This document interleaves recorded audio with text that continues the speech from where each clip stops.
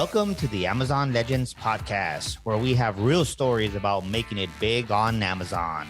Our guests are CEOs of large companies and entrepreneurs who became powerful sellers, also experts specializing in helping sellers, and both former and current Amazon employees who will give us an insight from behind the scenes. Here's your host, Nick Urison. Welcome to another episode of Amazon Legends. My guest today learned selling on Amazon from an online course, and he later became a mentor on that course. So he must have done something right. And of course, after learning, he grew his Amazon account to 7 figures and after that, moves on to co-founding e-brands, and now he's actually acquiring brands, putting them together and managing them and growing them further. So his company e-brands is an aggregator, and when he's not working, he's passionate about fitness and motorsports. And this is not about watching, I used to do that in the old days, just behind the TV, but he actually does the driving. So with that, everybody, meet my guest, Jonne Välilä. Hi, John, how are you? Hello. Doing very well. Nice to be here. Oh, great to have you on the show. So you shared with me your approach. I mean, obviously, you've grown brands, you've done it yourself, and now you're doing it for other brands. So your approach has to be a little bit different than others whenever you're doing business. So you shared with me your approach in taking a new brand, building it from scratch, or relaunching, so to speak. So give us your approach. Yeah, so it's basically differentiating yourself. Differentiating. So, we all want to innovate and at the same time be different than the next guy. So how do you differentiate yourself as an Amazon seller with your Amazon listings? Yeah, well, I think that there are 3 levels of uniqueness that you can do. So I'm hearing some kind of analysis and methodical approach. So give us those three levels or 3 different types of differentiating and being unique. All right. So how I see it is that there are, I said 3 levels. And the first level of being unique is that you are selling actually the same product that the competitors, but you are still unique. You are standing out on Amazon. Then the second level is that you have the product that is almost similar than what other people are selling as well, but you have done a small tweak on that. So you somehow make it a bit better, for example. And then the third level is that you come up with new innovative product that doesn't exist, and you just have a completely unique product. I see. So one type is somebody selling, let's say, make it real, basic toilet rolls. Yeah. And you want to sell toilet rolls. So it's essentially the same product, but somehow you make that different. And the second type is, it's a toilet roll, but it's a toilet roll that changes colors different days of the week. Let's imagine. And the third one is an invisible toilet roll. It disappears when you don't need it, and it shows up when you reach out.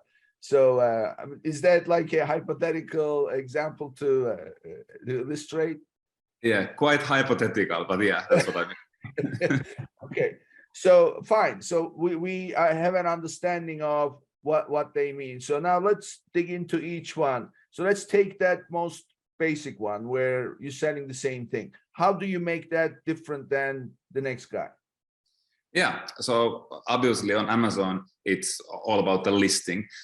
So I have for a few examples, and those are actually the really first products that what I started to sell in 2017 when I started my Amazon journey.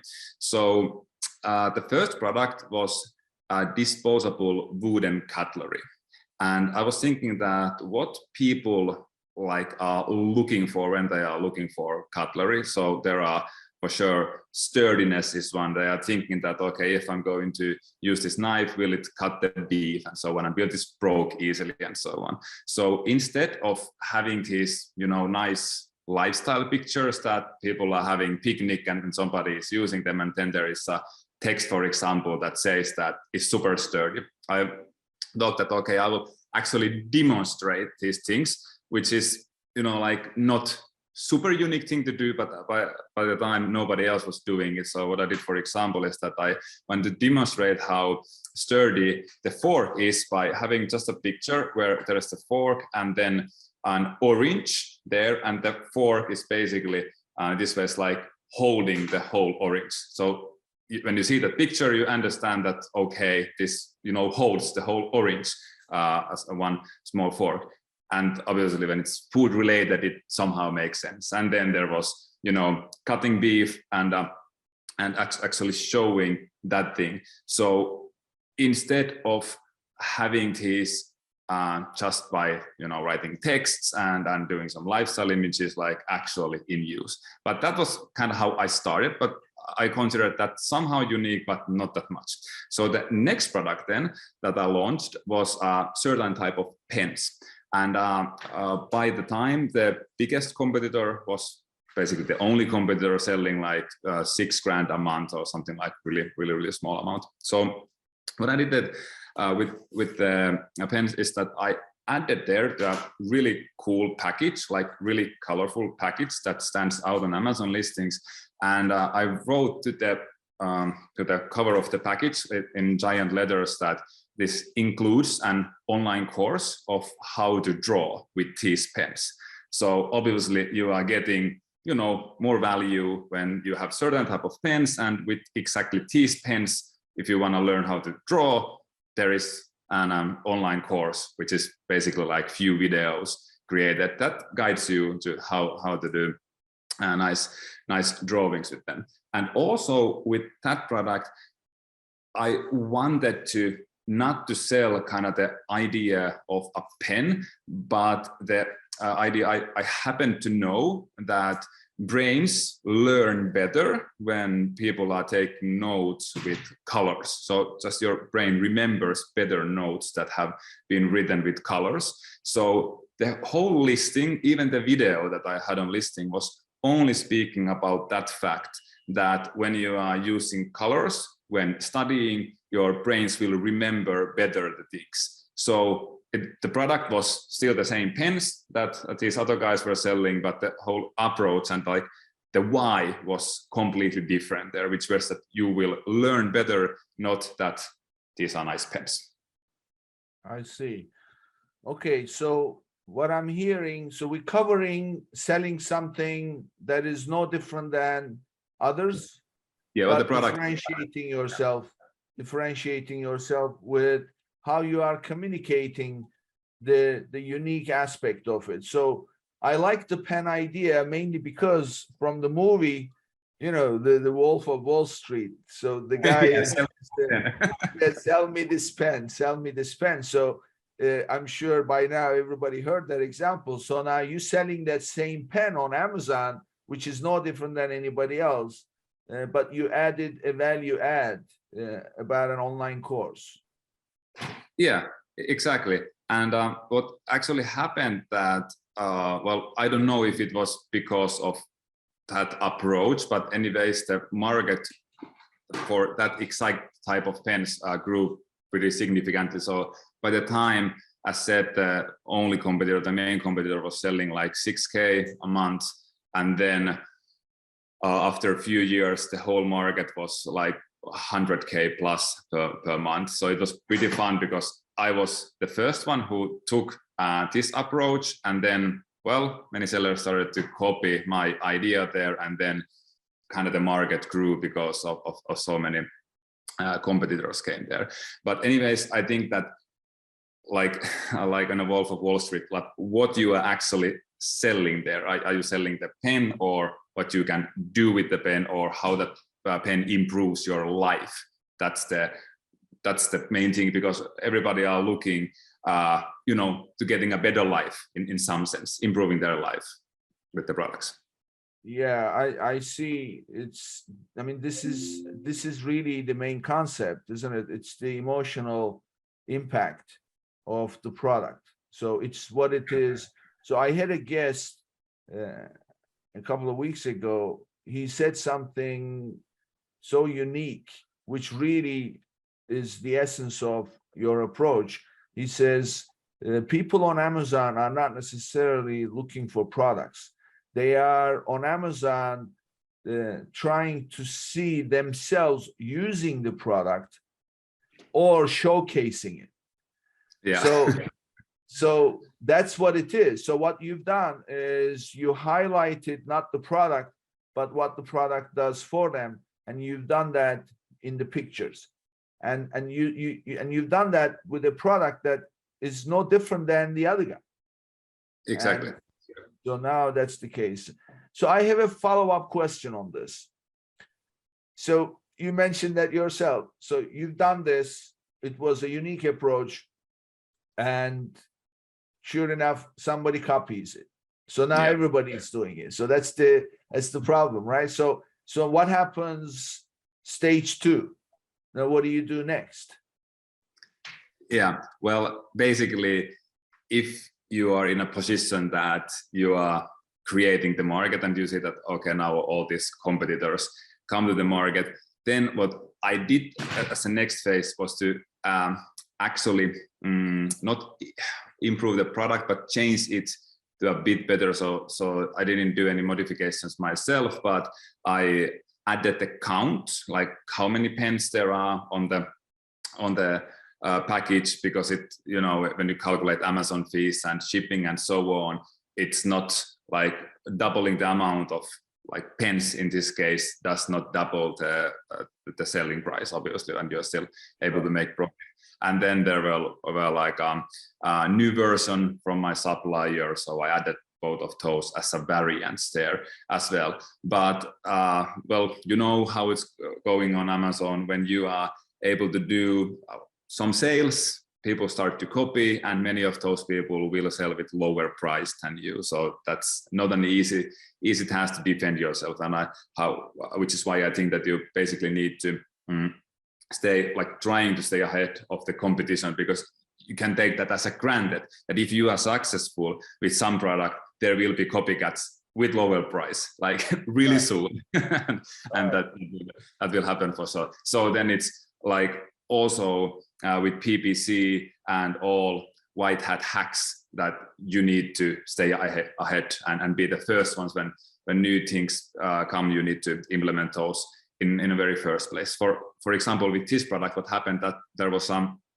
the Prime Day was coming, and the really first not coupons but Prime exclusive discounts were just launched like a few weeks or something like that before. So we set up the Prime exclusive discounts, and seemingly many of the competitors didn't, because that was such a new thing. But because we were on top of, you know, what's happening on Amazon, we did that, and that gave a nice boost on Prime Day. But it also continued like several weeks after that, because the algorithm then gave us a boost. So just an example, if you are, you know, like implementing all the new strategies that somebody comes up, most likely the competitors whose strategy is to sell with low price, they are not doing the same. So that's kind of my take on how to trying to do that, even though of course the lower price competitors will get some market share for sure. I see. Okay. So, I mean, what I'm hearing is really you can make these changes to differentiate yourself, but it's never the end. It's just you have to stay on top of it constantly. I want to cover all 3 different types, and then right at the end, I want to ask you how you track the success of these initiatives. So because it will apply to all 3, no matter what change you make, what kind of product. So I want to cover that in the end. So let's move on to the second type of differentiating yourself, where you're selling the same product with some slight difference in its features. So give us an example of how you've done that. Yeah. So with my next brand, then I had this idea, which kind of, because the first products were basically just based on, you know, Amazon market research, supply and demand, what seemed to be nice. But then the second product I launched was based on my personal needs. So I was traveling and came up with this idea that, okay, I was in an island in Thailand that didn't have a gym. So I was thinking that would be really nice to, you know, develop a product that would help me to exercise when there is no gym around. And well, obviously there were some kind of solutions, but then I also kind of wanted to you know, make some new product, but I never had any skills, like technical skills or anything like that. So eventually ended up of having a product where what just were like small home gym equipments that were all bundled to one package. And with that product, we tried to maximize the usage of the space. As you know, if you take several products, it quite soon becomes quite big, which then means, you know, big shipping costs and big Amazon fees and so on and so on. So for example, what we did with that, we packed all of them to one backpack, but that backpack was also like a waterproof bag, so you can use that when you happen to need a waterproof bag.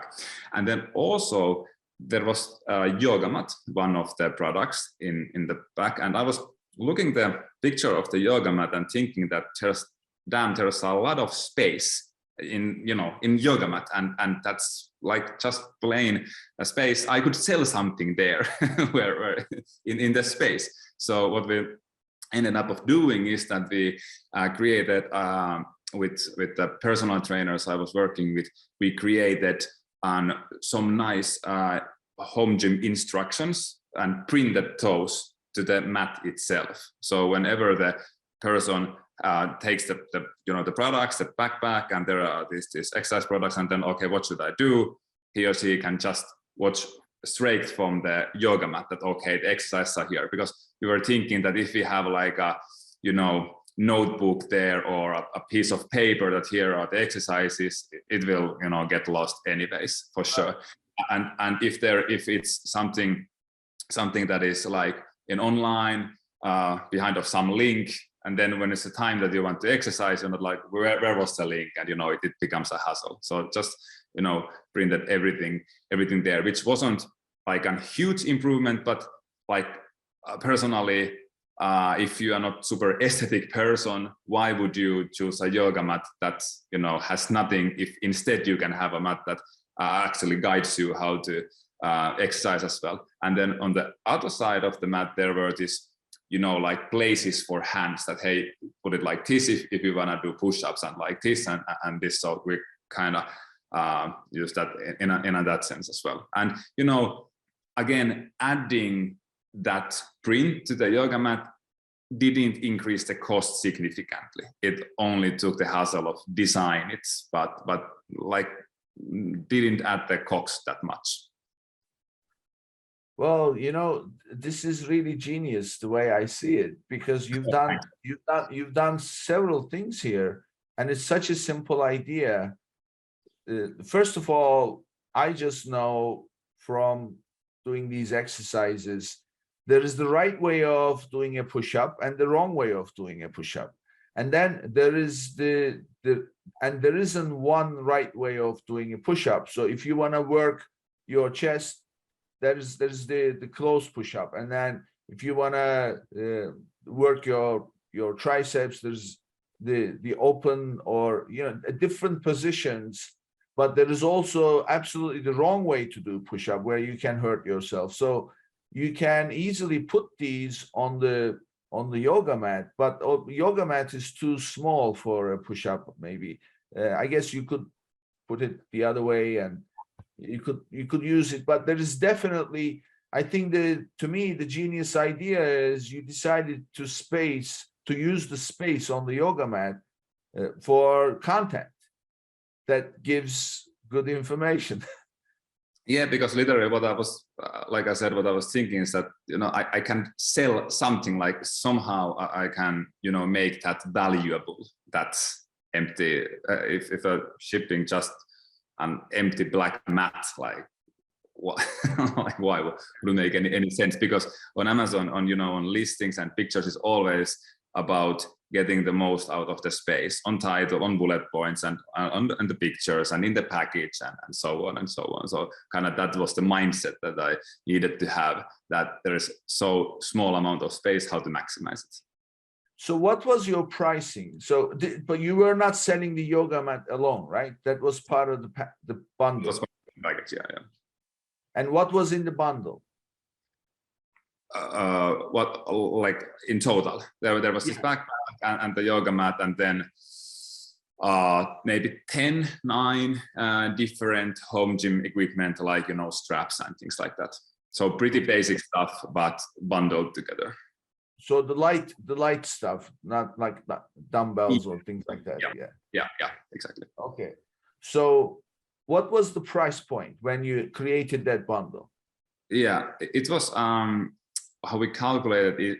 The whole thing is that if you would buy from Amazon all the products individually, which I think we took the best sellers pricing, the price of the bundle was half of what it was compared to all these individual items.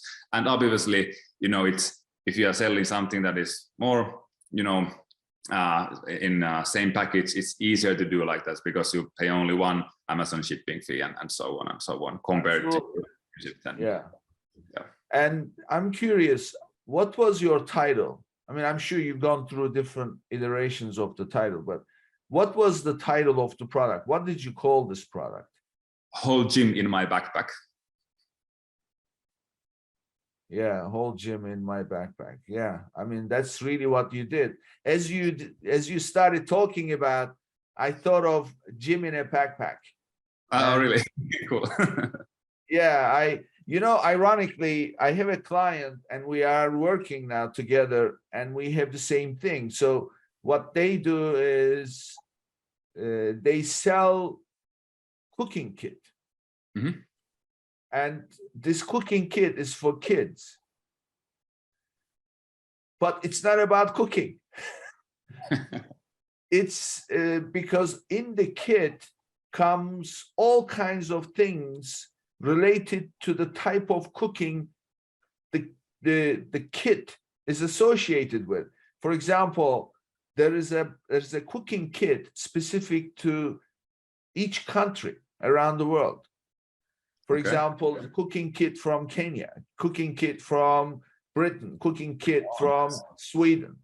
So what they do is, when you open the box, inside the box, there is a flag pin for the country. There are 3 recipes from that country, and they supply the authentic spices and flavors, things like that, specific to the dishes that they provide the recipes for. So they can't make those dishes unless they have those spices, and you can't find them in markets. Fresh stuff they don't include. So anyway, things like that. And they were advertising dishes, different foods. And I said, you're not selling food.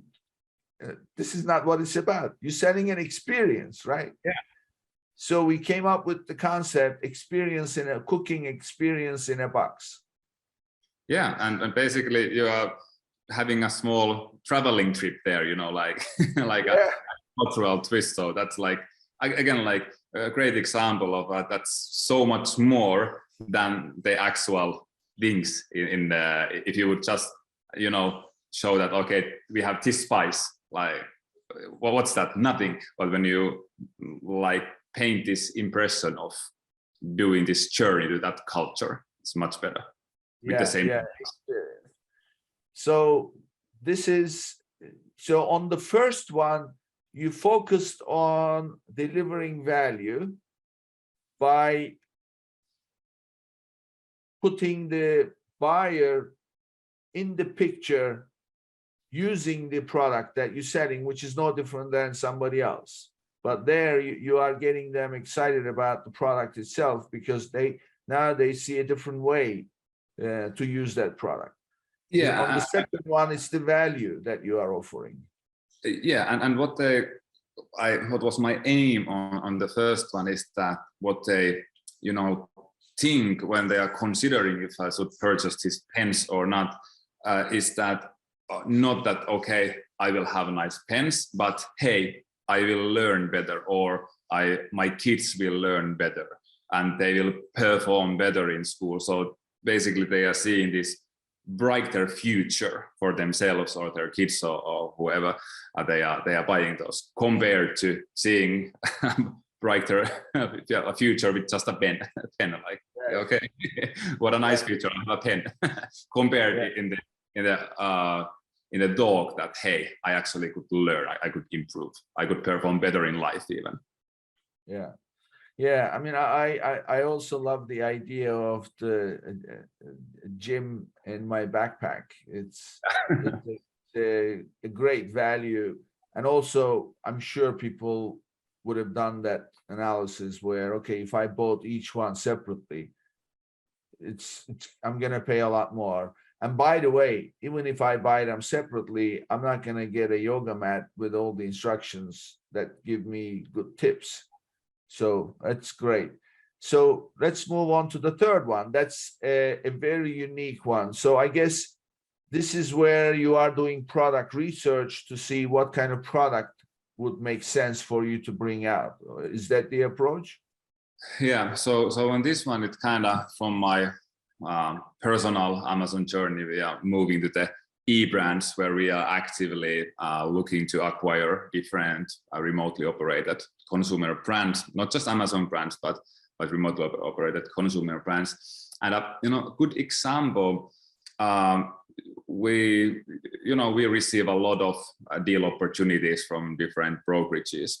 And some time ago, one example was that somebody were selling this jumping rope, and they had 40,000 reviews and I think bestseller ranking as well, and selling like 3 million annually, and it was like $12 or something like that, the jumping rope. So they're selling a lot of units. But then when you scroll down from that listing, you see that actually there are gazillion sellers selling exactly the same product. And so the person who owned that had $4 million, $3 or $4 million business, but what he or she actually had was just a nice Amazon listing and good amount of reviews, great ranking. But if something happens to that listing, then you don't have business anymore. You don't have that $3 to $4 million business. It vanishes like this when Amazon happens to close it, or Amazon thinks that you have done something black hat or whatever. So instead of that, what we as e-brands are looking for is something that is actually unique and that cannot be wiped out by just closing the listing. We like to have products that are something that actually bring the value for customers. So as an example, if Amazon would close our product listing, for example, the product still is something outside of the Amazon, and if we would need to bring it back and start the listing from the scratch, it still has value because it's not solely dependent on the amount of reviews and the ranking that has achieved. So that's kind of our approach. That is this opportunity now to acquire this brand, is this just bunch of Amazon listings, or is it like actually something that improve people's life?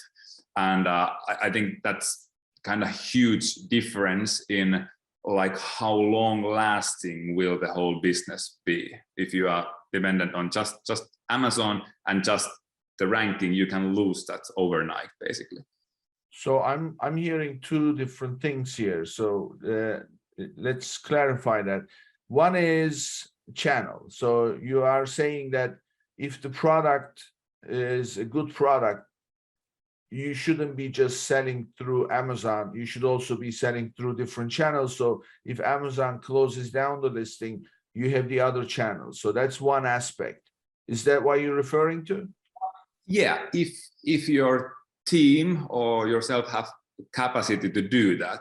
I'm not saying that if you are an innovator and you have come up with a new nice product, you should like immediately push it everywhere, because most likely that don't end up well. I'm thinking that you should focus on one or few sales channels, but in general, when the team grows and there are different type of experts and so on, like, of course, if it's like actually innovative product, why not to sell in different marketplaces and different markets and even in retail.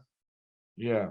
Okay. So fine. So anybody who achieves a certain level of success, the idea is to expand through other channels so that you diversify where the sales are coming from on that single product. So that's one.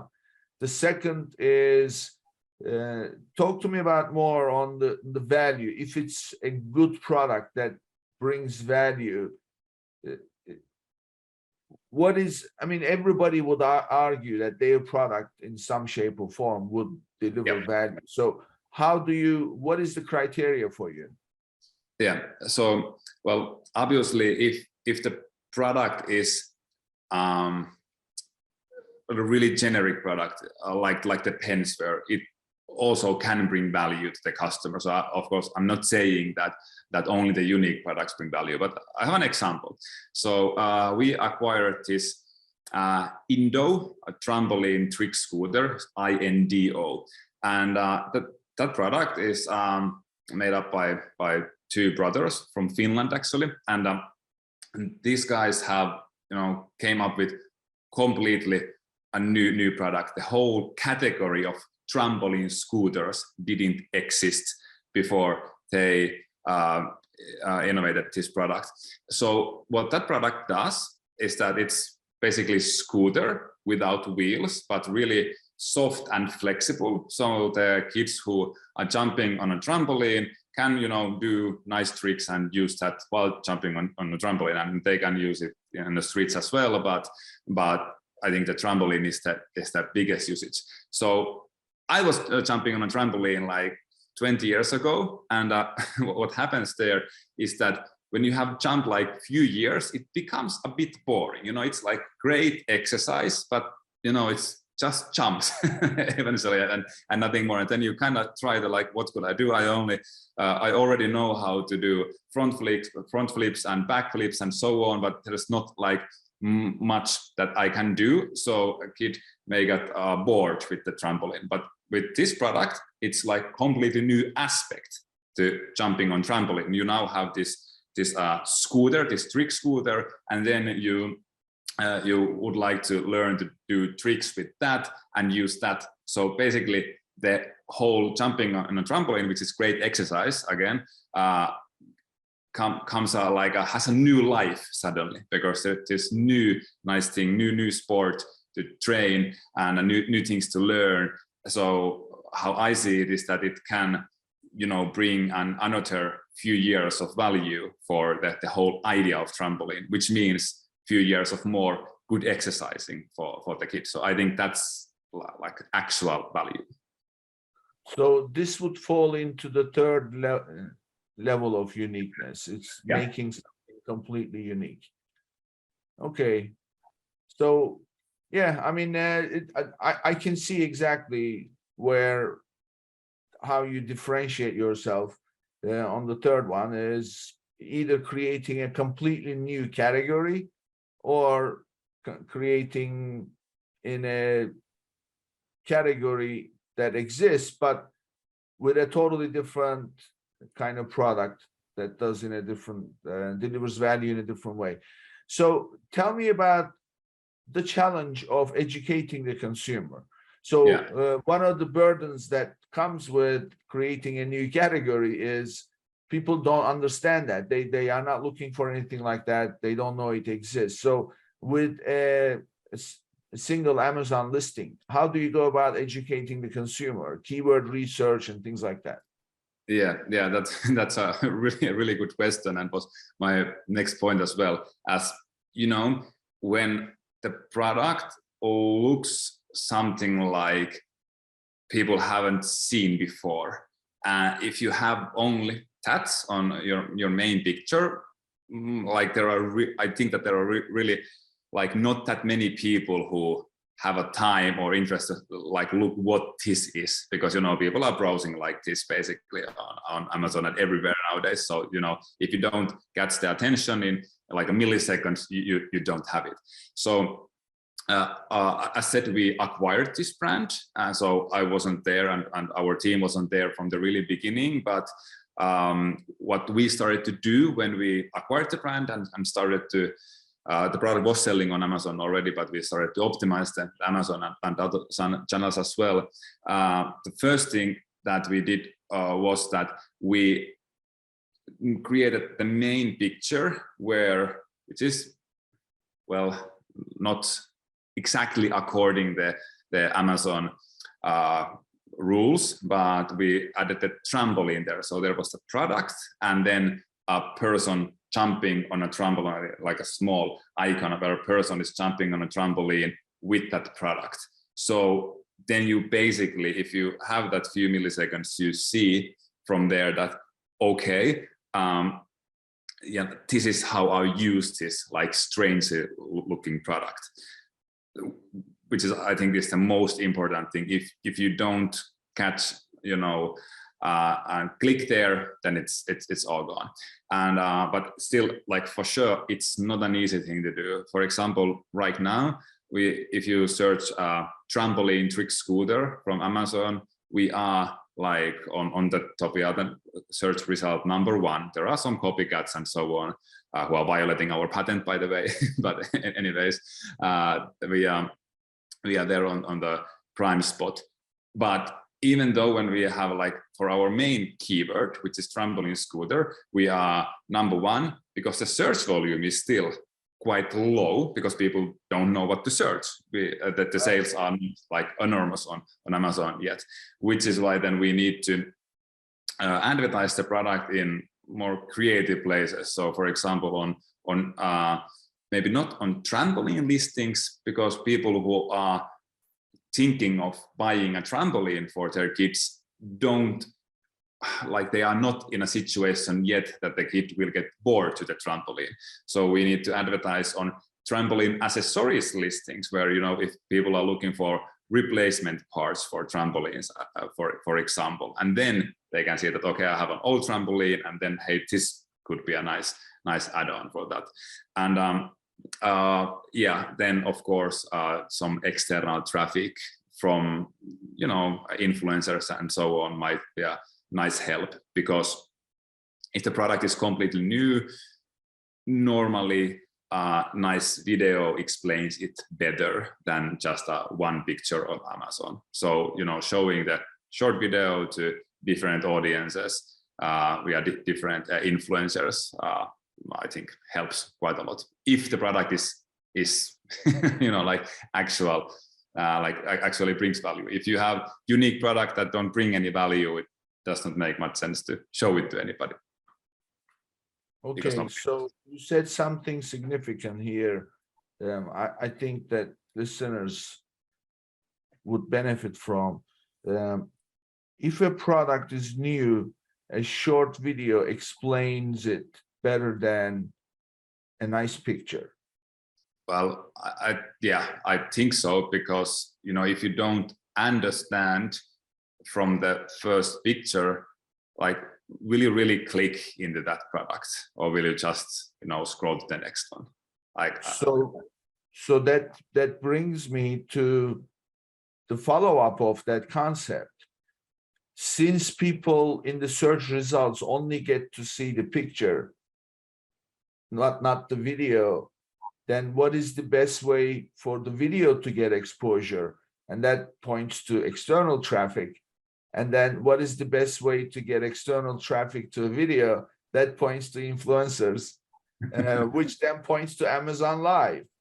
Yeah. Right, we've got the whole marketing strategy here for launching a brand new category item, right? Yeah, pretty much. And maybe the influencers are not the the best way to do this, but in this case, when the actual user is quite young, a kid who is jumping on a trampoline. I think those are the persons who, you know, follow the influencers. Obviously, most of those kids are not the persons who are actually buying the products. So then they need to go and convince the parents, which is another their challenge that is not that easy for us to manage, to make the, you know, the kids' sales speech to the parent work well. Yeah. Yeah. Well, this was to me, I think it's a great value. I want to add one more thing again from one of our previous guests. He mentioned this. He said influencers are great, but one of the things that you can do is you can leverage Amazon Live.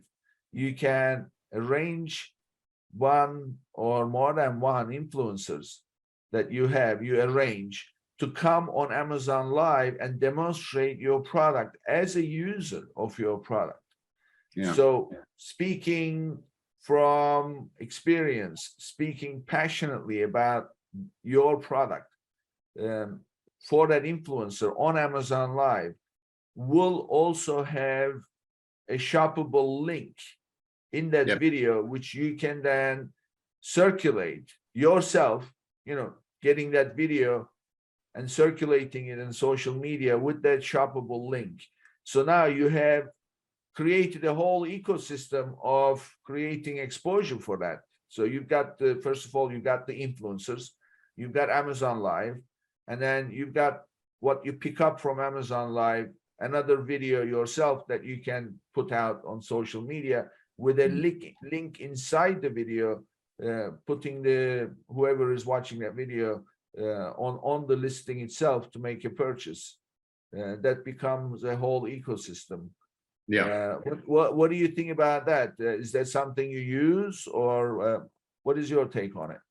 Yeah, I think that makes perfect sense. We haven't been using Amazon Live, but I think that definitely we could do that more than what we are at the moment doing. I'm not, I'm not really well at posts also, they go together, I think. Yeah. I'm not sure that maybe you have a better knowledge that how much people are following those lives and Amazon posts. Like, do you happen to know? As I haven't personally. I'm sure my team has, but I haven't personally been following on like how much people are actually engaged on those things. Yeah, well, it's new. So it's a fairly new thing that Amazon launched. And just like anything else, you know, it's different for different people, but there are different categories. So, so I will ask you this question. When YouTube first came out, in fact, when Google acquired YouTube, YouTube didn't have a single penny in revenue. So, and it was very new. And those days, the internet was slow. Watching videos on the internet was a pain. It would constantly buffer in order to watch. There was no real. So now it's all about YouTube.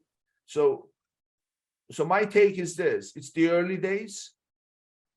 It cannot be something that you can solely depend on, but it definitely has a role, especially in the future, because people want to look at pictures and watch videos in order to learn and understand. And you can also fast forward if you want. So therefore, just the mere functionality of it, coupled with Amazon's huge reach in terms of the audience. So I'd say it's definitely a good thing to start building your place in it. Yeah, I think that early movers in there as well are the ones who will eventually win. One seller who was considering of selling his brand to eBrands stated it pretty well. I asked that he had like really generic products with a small twist, so more like category 2. But anyways, so and we asked that, but why you are successful? Because there are like seemingly quite a many sellers selling similar products than what you are doing. And he said that I'm like a straight A Amazon student. So whenever Amazon sends an email that there's a new feature, I will like go all in and learn it as hard as I can. And I was like, that's great. And you know, building a 7-figure business by doing that, that's real nice. Like cheers to that. Yeah. So John, I want to move on to measuring. So tell me a little bit about not only the changes that you are making or the launches that you're making with these uniqueness, the impact of it, but in general, how do you measure your success on Amazon, and what are you tracking with those when you make the changes? Yeah, really good question. I have had several Shopify stores myself, when I was practicing this whole e-commerce, and of course now all our brands have Shopify stores. But by the time, when I did change on Shopify store, change picture or pricing or something like that, it's pretty, easy to see that, okay, what happens next day. But on Amazon, as you know, it's the algorithm that kind of decides if it will show your product there or not. So, if you change main picture, for example, on Amazon, maybe Amazon algorithm likes it, or maybe it does not like, or maybe it dislikes it for one day, but then starts to like next day. And same thing with pricing. For example, we have done some tests where we increased the price by $1, and like 5 days, the sales just continue going up, and then one day they fall down. And I'm pretty sure that it's not the customers who are, like willing to pay more, and like, so there are like more customers every day who are willing to pay more, and then suddenly there is a point from, let's say, from $17 to $18 when they don't want to buy anymore. So I personally believe, we don't know, of course, but I believe that Amazon is like much more algorithm game than, for example, Shopify, where the algorithm does not have that. Like there's no algorithm like that on Amazon, which then makes the tracking not as a like black and white situation, because you need to think of this twist, that how much of this conversion rate improvement, for example, how much what did the change cause, and how much did the Amazon algorithm cause. So we are tracking pretty much all the possible numbers like CTR, conversion rates, and lifetime value, and how many units the customers buy at once, and so on, and have data. But there's always still, in my point of view, there needs to be this like small element of guess as well, that where we kind of think that the algorithm part of that. I think that we cannot measure things solely on Amazon based on like by thinking that the algorithm does not exist. I think I know that there are people who don't agree with this view, but personally I think that you always need to think, when something happens, that was this because of the change you made and how the customers reacted, or because of how the algorithm reacted, or the mixture of these two. Okay, so one thing I heard is you need to be constantly watching the numbers, because Definitely. you cannot attribute the change to just one cause. It could be algorithm, it could be consumer behavior, it could be both, but you're not going to know what it is and what's impacting if you're not monitoring constantly, right? So that's what I'm getting from you. Yeah, you definitely need to stay on top of your own numbers. And I'm not saying that you cannot track these things. I'm just saying that the algorithm brings a twist, and you need to be aware of that twist, because it's not like a black and white situation. Yeah. So what are the numbers? I don't mean the value of the numbers. So I mentioned I heard you mention CTR. So that's the click-through rate on the keywords. Yeah. So where can they get that information? like where the buyers get the information, or where the sellers? yes, What is the source? yes, sorry, yes. What is the source of data? I think it's called business reports on Amazon, where you can find that, and obviously when you are doing PPC campaigns from there. And how personally I see it is that like the first most important thing, of course, you need to get impressions. It starts from there, that you need to have impressions. If you don't have impressions, if your listing is search suppressed or why when you don't get impressions, well, then nobody can click. And then when you have enough impressions, then you need to focus on getting the clicks, meaning the click-through rate. And of course, after that, you need to make sure that your conversion rate is good enough. And thinking that step-by-step process. And when you have enough of impressions, then you need to think what actually affects the CTR, main picture, title, pricing for sure, and where your product is visible. And then when you get the click and there's a person on your listing, that how you actually make that listing to convert is kind of, I think that many sellers don't put themselves into the shoes of consumer and think it like, okay, if I'm now searching, I have a problem, which is, for example, I need new pillows. So I have that problem, and then I'm searching for pillows, and I click to some listing. Does that listing then solve the problem I have in a perfect way? I'm willing to do it. So I would guide everybody to put themselves in the consumer's shoes and watch the listings on the eyes of consumers, and what do I actually see here, and will I get an impression that this is what I need, this is what solves my problem and improves my life eventually. Yeah.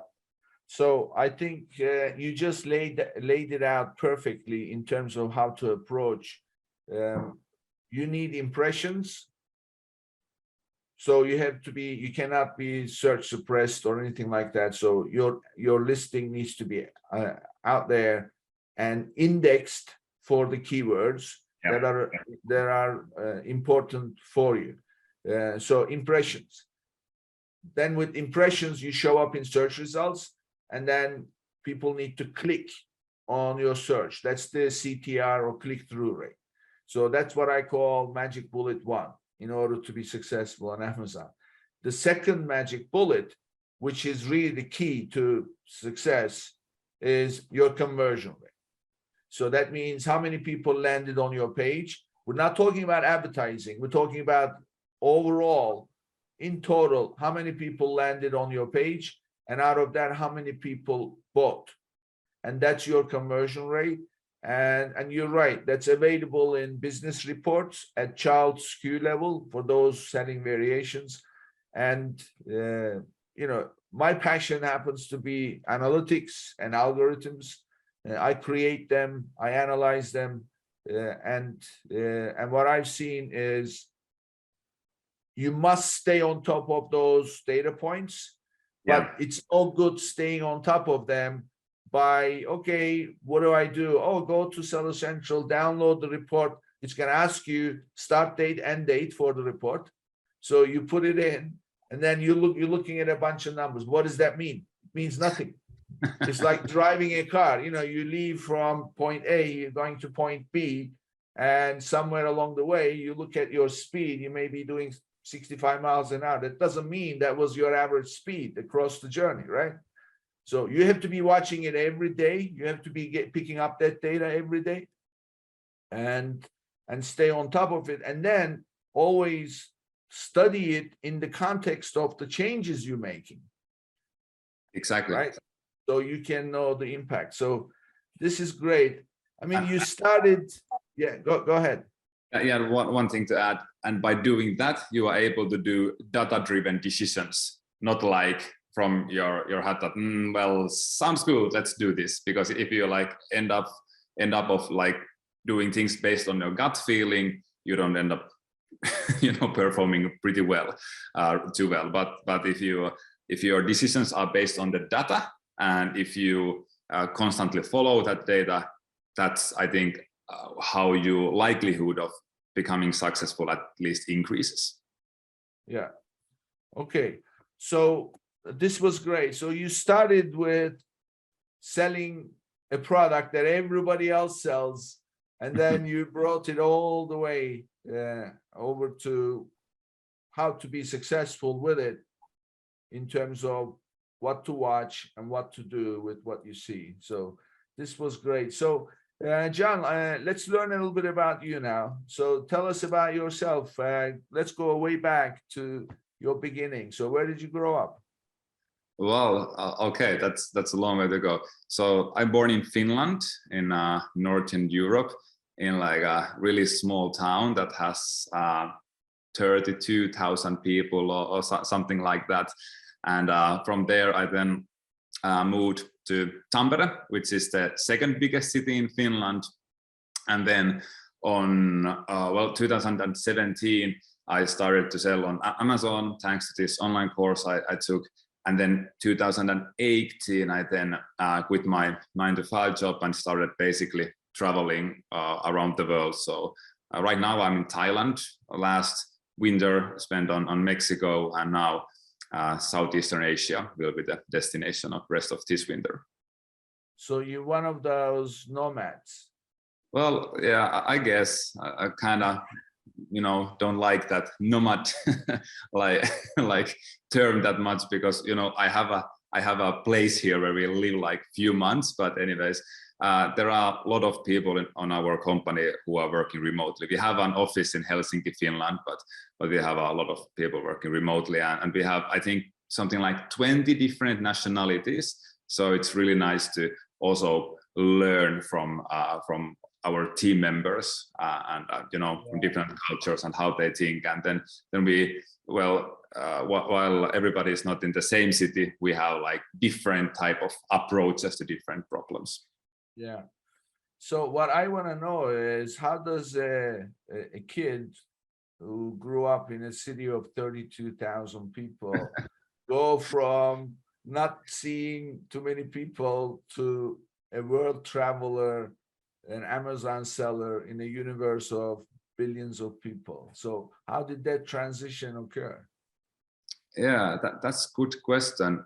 Well, I liked my childhood and when I was like in my teens, because I was playing ice hockey, and that's kind of, I really enjoyed that, still do. But that was the thing, where you were focusing when you were a kid, that, okay, ice hockey is the thing here.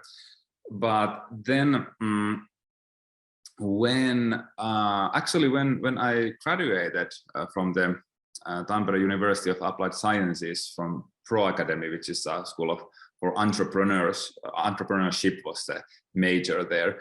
And then when we graduated with my classmates, we decided that we will have a trip to South Africa, just a graduation gift for ourselves, and we did some like fundraising for that a few months before.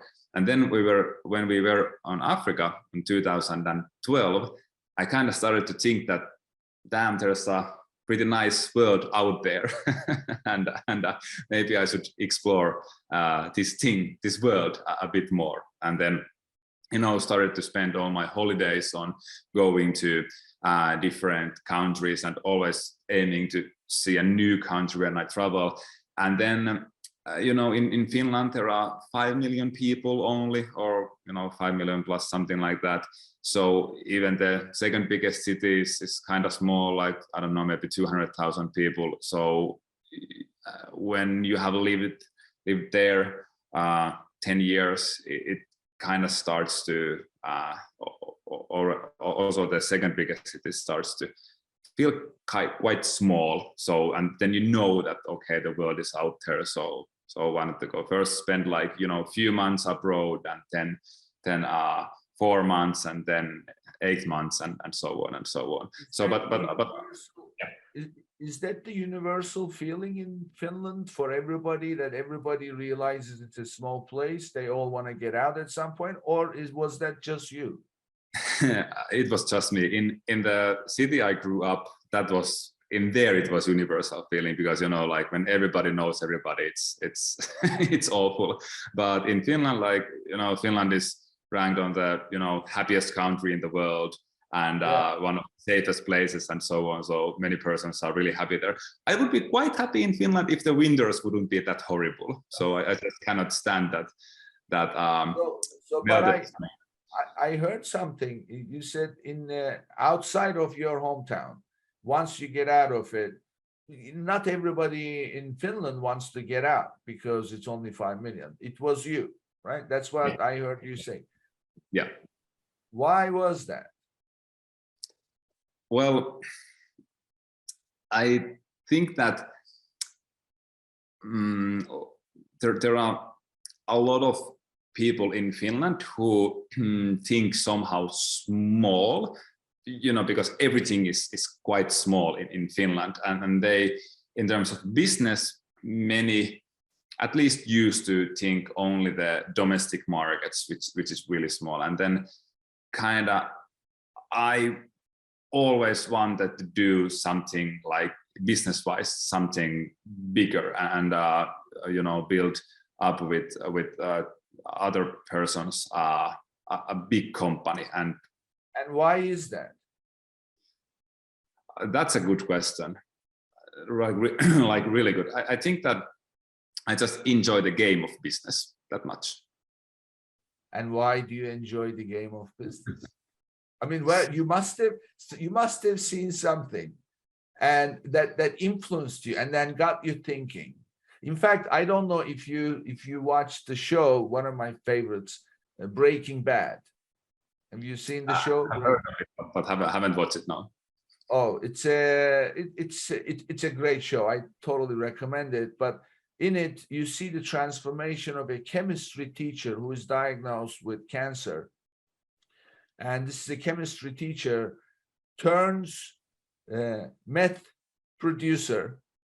Because of his knowledge in chemistry, he produces this crystal meth that's unique, everybody wants. He becomes a major drug dealer, very dark person. That's why it's called Breaking Bad. He breaks from good and he migrates to bad. And somewhere fairly early in the show, he teams up with one of his students who was always a failure. And this kid was a drug addict, but he knew all the players, so he teams up with him. So they're making good money, and one day he says, "This is not enough." He says, "We need to expand our distribution." So he's thinking like a businessman. We need to expand our distribution. I can produce more product, but this distribution is not enough. And this kid says, "Hey man, what's your problem? Look at the money we're making already. We are in a good business. We're selling enough. Why do you want more?" He says, "I am not in selling drugs business." He says, "What business are you in?" "I am in the empire business." Nice. That's what I'm hearing from you. So you want it to be an empire business. Where did that come from? That's what I want to know. Yeah, that's really good question. I think that maybe growing up in a small city where everything was like super small, and then moving to slightly 10 times bigger city or like 8 times bigger city, and then you only realize in your maybe I was like a 25 or something like that, then you only realize that actually the world is out there and it's quite nice and quite big.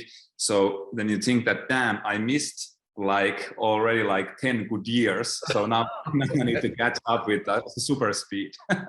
So maybe that's the reason. Don't know. That's a really good question, but I would say that from the top of my head. Well, whatever it was, clearly did you really good, and obviously you succeeded. So this was great. Thank you, Jonne. This is one of my favorite episodes because we not only learned a lot, but you shared your personal story, I'm sure. So it's not the questions that you are asking that change your life, but it's the questions you're not asking has the Yeah. potential to make a huge impact, right? Exactly. This was great. So tell us, how can people reach you? Give us your contact information. Jonne, Jonne, and at the moment our email addresses are jonne at e-brands.co, not com, but co at the moment. We do have the ebrands.com domain that we just acquired, but right now our email addresses are e-brands.co. Great. So we'll put all your contact information with your episode. So anybody listening to the episode or watching it on YouTube will be able to get your contact. But it's good for you to share here with us. Thank you, John. This was great. And I thoroughly enjoyed it. Thanks. It was a pleasure. Thank you so much. And this brings us to the end of another episode. And I'll see you on the next one. Thank you for tuning in to today's episode. Be sure and subscribe, rate, and review our show. And be sure and share an episode with a friend. And thank you so much for being with us today. We'll see you next week here on Amazon Legends.